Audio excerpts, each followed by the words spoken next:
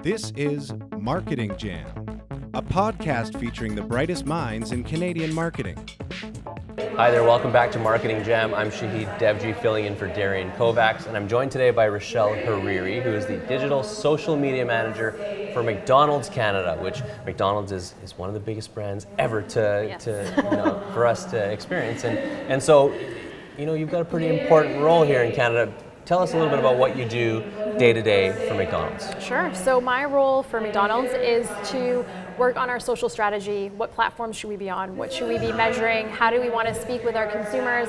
And then also a big part of my role is helping the digital transformation of our company. So working on the digital IQ of our employees, helping to educate them on the social platforms, what's important for them. And really it's just about helping to bring back insights to our business so that we can make positive changes for our consumers.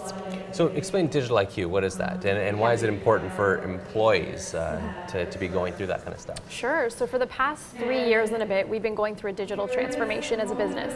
So the way that we connect with our consumers online, the way that we listen to them, and the in-restaurant experience that we have, also our mobile app, we've been changing the way that we are as a company. So now we're seen as a more modern, progressive burger company. And so the digital IQ is really important to us because we have a digital team within McDonald's in Canada, but we don't want the digital team to be the only experts in the digital landscape. We want all of our employees to have an understanding of the benefits of digital and what it can do for our business. Yeah.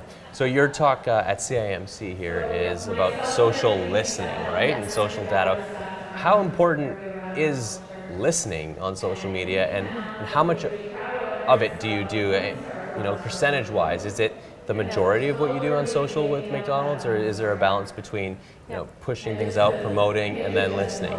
I think there's definitely a balance there. So at McDonald's, we're really good at doing social advertising and social marketing.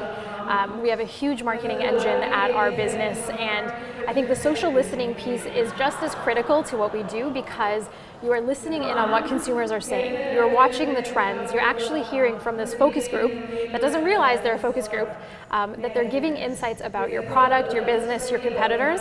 What we do is we analyze that data, we bring it back into the business, and it helps to inform a lot of the decisions that we make and also the approaches that we take for different campaigns and programs.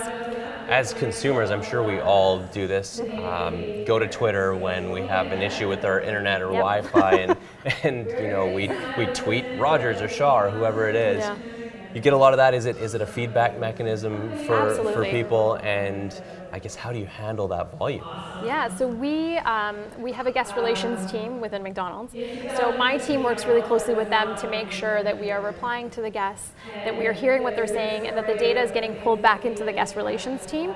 The interesting thing is all the information that we get, the customer complaints, issues, compliments, etc., then gets pulled into a report and is actually shared with our restaurants. So they are getting the feedback from the consumers, not only at the restaurant level, but through our digital channels as well. Yeah, so if we look at the exact title of your talk, so storytelling with data, using social listening to impact business decisions. So those reports you're talking about and pulling that data, is that how we then apply it to the next step business-wise, or is it as simple as that? I wouldn't say that it's simple, okay, but definitely you need to integrate your listening into some sort of action. So if you're just pulling these reports, you're not sharing them with the right stakeholders, you're not putting a plan in place of how you're going to address the consumer feedback, the trends that you're seeing, then you're really not working with the data, right? Like you're spending a lot of time and resources on this, especially social listening can be costly, not just from tools, but also resourcing and time and mining through the data. So what's really important for me is once we pull the feedback, let's say we've launched a campaign and we start hearing consumers' opinions about different things, how can we action that? What trends are we seeing that we can then pass to operations, marketing, menu, etc., to make a change? Yeah. So when you're planning campaigns and you're executing them, is there always an intent to do that with the idea of getting the data back? Or do campaigns sort of live on their own with a specific goal in mind, and then if the feedback comes, then you take it and implement it? Or are there campaigns that are I guess specifically designed to bring feedback? Yeah, Yeah, absolutely. There's certain campaigns that are, by nature, they're more engaging, they require more input from consumers, and that makes the social listening that much easier when we're building our search queries. And then there's some campaigns where, to be honest, it's just kind of like an always-on message about some of our products. And with that, we have listening all throughout the year anyway. So I guess the way to answer that is some campaigns will drive a lot of feedback based on the product. Also, if it's a product that's a bit more polarizing, like it has a specific ingredient that we know is going to resonate really well with some consumer groups and not others. But generally, when there is feedback and we can measure that feedback, we absolutely share it internally. Okay, so I look at brands like McDonald's and Coke, the ones that have been around for a long time and that have very established product lines, as ones where I always wonder, what the story is and what the marketing focuses on, because people know the brands so well. I don't know if you can share, how much of the insight or behind the scenes that goes into it, but what is the goal for you at McDonald's Canada in terms of your marketing and social specifically? Because obviously the golden arches are so well known, but there must be goals associated with what you're doing, right? Absolutely. So from a high level, I can say that one of our areas of focus, or our mission, is from social media, is to connect with consumers and to change the perceptions that they have and the way that they incorporate McDonald's into their daily lives. A lot of what we do through social, you can look at our Instagram page, the way that we show our food is realistic. It's how you would receive it in a restaurant. It's very craveable. It's about those feel-good joy moments that you have. Like, I'm sure you can think back to some of your fondest memories at McDonald's with your family, with your friends, just hanging out. And really that's what our brand is about. And through social, we're trying to share that message as well so that it resonates with Canadians. Yeah, okay, that's great. One of my birthday parties was in a McDonald's caboose, so that's one of my fondest memories. Everyone has a memory, yeah. I want to talk about value as well, and there's obviously so many social platforms that you've got to focus on in your day-to-day job. Is there one where you get the most value out of in terms of feedback and in terms of, I guess, ROI even? I'd say that it's different based on the different campaign objectives that we have. Yeah. So, for example, if we are doing a promotion for our mobile app and we want to get downloads, registrations, etc., it really does change based on the messaging, the creative, and what we're putting into market. So, but I would say some of our top platforms obviously are the main ones: Twitter, Facebook, Instagram, and YouTube as well. YouTube has been a great driver for our business in terms of measuring purchase intent, brand affinity, things like that. And how much of that is related to how deep the data goes with Google and YouTube, right? That's so important. You didn't mention Snapchat, but Snapchat is something that I see on the McDonald's websites, and it's still there. That's something that you're pushing out. But is that sort of changing a little bit, or is Snapchat still part of your plans on a day-to-day basis? Absolutely, it's still part of our plans.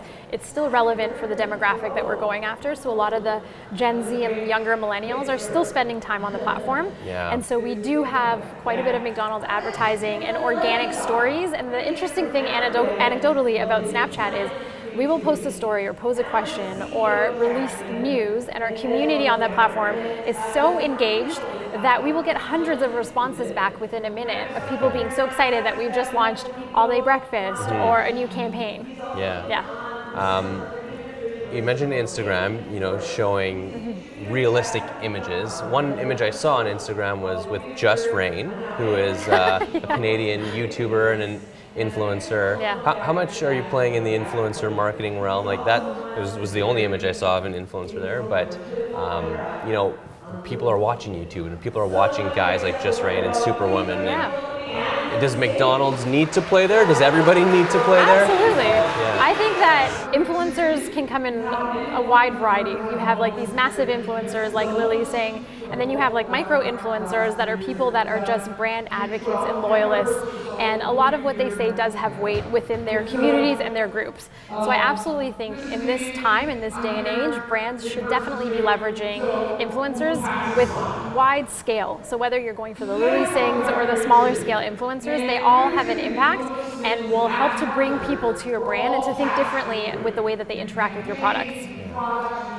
Is social, like, purpose and purpose-driven marketing something that you guys talk about? Because I find that the story these days with so many brands and so many products gets back to connecting with people at a real visceral level and sort of at the human interest level. Is that something that you do and focus on? Yeah, absolutely. I'd say one of our pillars is focusing on the quality of our food and the sourcing of our food, and the fact that in Canada our meat and our chicken and our eggs, it's all sourced from Canadian farmers. So we're directly having an impact on the economy and the farmers that we work with. And so that's one of the messages that we do have campaigns about throughout the year where we talk about this, because it's important for Canadians to know where their food's coming from. Yeah, and you mentioned Canada and Canadians so much. Obviously, your job is here, but is there a real difference between how McDonald's and marketing specifically functions between Canada and the U.S. and the rest of the world?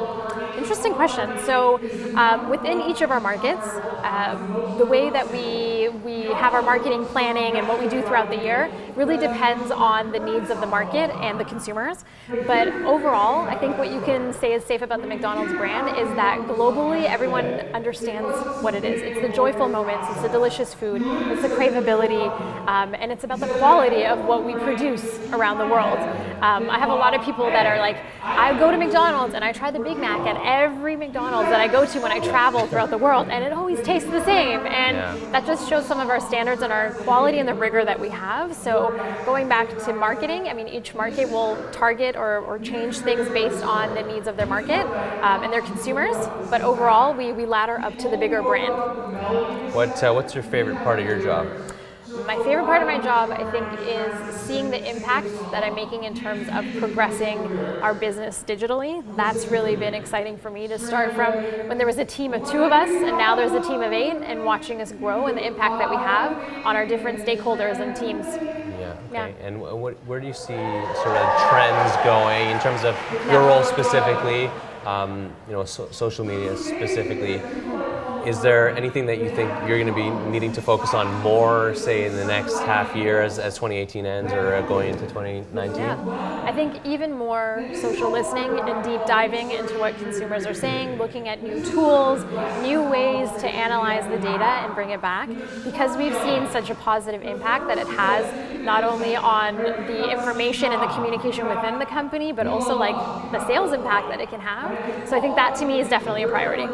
And what about your fondest McDonald's memory? What's that? Do you have one? My very first memory was when I was in kindergarten and my parents took me to McDonald's, and I remember seeing the arches and just being like, what is this place? Yeah. It's so magical, and getting my first cheeseburger. Yeah. Maybe one last question. We talked to Duncan, who worked for Disney, and he was in charge of innovation and creativity. Is there a danger for a brand like McDonald's to not innovate and not be creative? Have you experienced sort of the low levels where you guys have had to push through and innovate? And do you have any examples of what innovation looked like for McDonald's? Yeah. You mentioned the app is one thing, right? For sure. I think regardless of what industry you're in, you have to innovate. You have to be up to date with the times and what your consumers want. It's really having that consumer first approach and knowing that technology and mobile and the different ways that consumers can communicate with a brand is so important, because convenience today is different than what convenience was 5 years ago, 10 years ago, etc. So a lot of what we're doing that's really innovative at McDonald's is how we service our consumers. You can now, in Canada, we have mobile ordering, so you can order, you can pick up your food at a drive-thru, you can pick it up in the restaurant. We have table service, so you order, you have a seat, someone will bring your food to you. And also we do McDelivery, so across Canada in different locations, you can order your food, it comes to your house. Which is a very different McDonald's than right? McDonald's that people grew up with, right? Absolutely. So I mean, we're always looking at new ways that we can please the consumers and make everyone's life easy. We know that there's moms, parents, people that are busy during the day and they just want to feed their families, so how can we help them do that? Okay, so last thing, as a social media manager, which phone do you use? iPhone, Android, something else? iPhone. Okay, iPhone, that's good. Yeah. Me too. And what are some of your favorite apps? Ones you can't live without on a day-to-day basis, and then ones that you just really enjoy but you could probably live without it? Yeah, so one app that I absolutely love is the Calm app. So it helps me with daily meditations, and that's usually how I start my day or how I end my day, depending on how things are going. Yeah. So I really love that, and obviously I'm in social, so my social apps are my way of connecting with family and friends. I sometimes look at my phone and I'm like, I haven't made a phone call in like a day, because all I do is communicate through these social apps and we through still WhatsApp. call them phones. Yeah. but they don't really serve that purpose It's anymore. just this interesting technology now. Do you play with Vero at all? Is that a thing? Should we be thinking about that? Or I not? actually did create an account. Okay. Yeah. And I played around with it a little bit. I'm just curious to see how it flourishes and what happens for it in Canada specifically. Okay. Yeah. Cool. Well, I appreciate you spending some time with us. Thank This you. is your second time on Marketing Jam. It wasn't called Marketing Jam before, but thanks for spending some time with us. Thank you.